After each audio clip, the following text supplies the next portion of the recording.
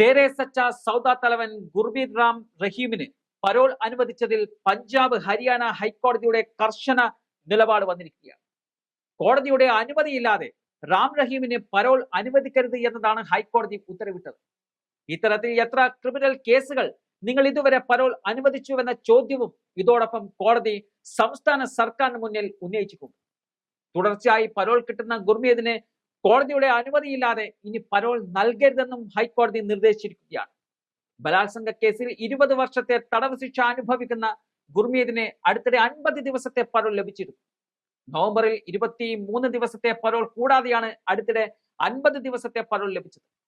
ഇതിനെ ചോദ്യം ചെയ്ത് ശിരോമണി ഗുരുദ്വാര പ്രബന്ധക് കമ്മിറ്റി സമർപ്പിച്ച ഹർജിയിലാണ് കോടതി ഉത്തരവുണ്ടായിരിക്കുന്നത്. കഴിഞ്ഞ 10 മാസത്തിനിടെ 7 തവണ ഗുർമീതിന് പരോൾ ലഭിച്ചിരുന്നു. 4 വർഷത്തെ ജയിൽ ശിക്ഷയ്ക്കിടയിൽ 9 തവണ പരോളിൽ അദ്ദേഹം പുറത്തിറങ്ങിയിട്ടുണ്ട്. ഇപ്പോൾ പരോളിലുള്ള ഗുർമീത് പരോൾ തീരുന്ന ദിവസമായ മാർച്ച് 10-ന് തിരിച്ചെത്തുമെന്ന് ഉറപ്പാക്കണമെന്ന് ഹൈക്കോടതി സർക്കാരിനോട് ആവശ്യപ്പെട്ടിട്ടുണ്ട്. കൂടാതെ മുമ്പുള്ള ഇത്തരം ക്രിമിനലുകളിൽ എത്ര പേർക്ക് ഇതുവരെ പരോൾ അനുവദിച്ചു എന്നതിന്റെ വിശദാംശങ്ങൾ ഹാജരാക്കാൻ ഹരിയാന സർക്കാരിനോടും കോടതി ഇപ്പോൾ നിർദ്ദേശിച്ചിട്ടുണ്ട്.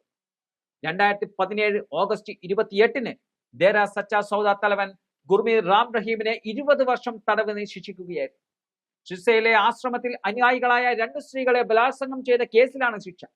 2014-ൽ രാഷ്ട്രീയത്തിലേക്ക് രംഗപ്രവേശം നടത്തിയ ഗുർമീത് സിംഗ് ഹരിയാന, ബീഹാർ സംസ്ഥാനങ്ങളിൽ BJPക്ക് വേണ്ടി പ്രചരണങ്ങൾ നടത്തിയ ആൾ കൂടിയാണ്. പഞ്ചാബ് നിയമസഭാ തെരഞ്ഞെടുപ്പിൽ തൊട്ടുമുമ്പ് അദ്ദേഹത്തിന് പരോൾ അനുവദിച്ചതും വലിയ വിവാദമായിരുന്നു.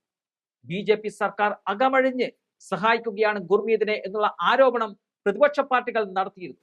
ഇപ്പോൾ ഹൈക്കോടതി ഉത്തരവിലൂടെ പ്രതിപക്ഷ പാർട്ടികളുടെ ആരോപണം ശരിയാണെന്ന് തെളിഞ്ഞിരിക്കുകയാണ്.